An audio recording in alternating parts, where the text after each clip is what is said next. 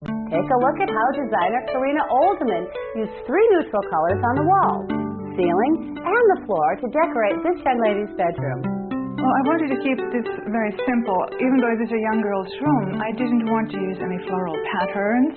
I chose the plaid, but I did want to have some interest. Wonderful. It really is wonderful. A very light beige and then a slighter sort of darker beige, but tone on tone, very neutral colors.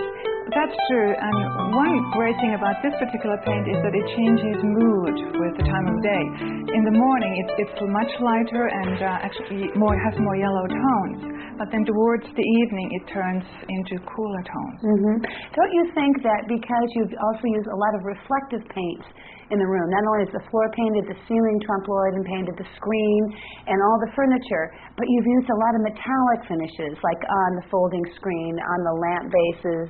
Gosh, you even have star lamps, and the shades, which appear to be leafed.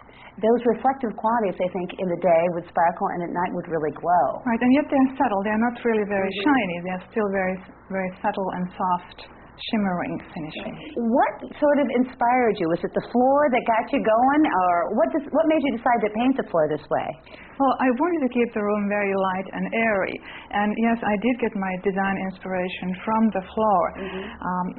I decided to have the pattern stenciled on the existing hardwood, but leaving the original wood showing through the stars, for instance, here and on the border. So what you did was the original wood was literally taped off.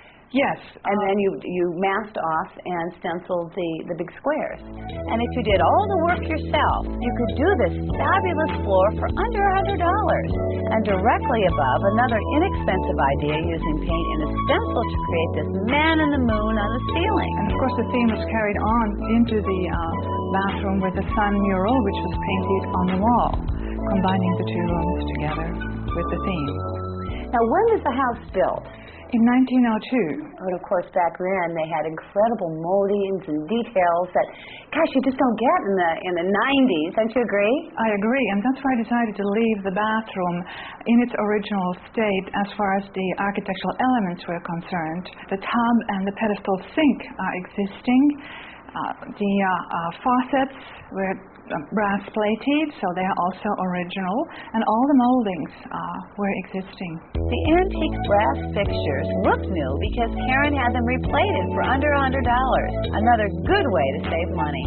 Now, when you had the brass, did you have to remove it and take it away and bring it back? Yes, I did, yes.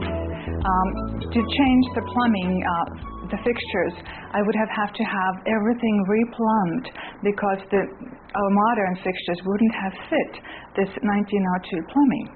So actually I had to use the original fixtures, which was a blessing in a way. I think it looks just beautiful. Magnificent job. Thanks, Karina. Ooh, I really love that floor. And so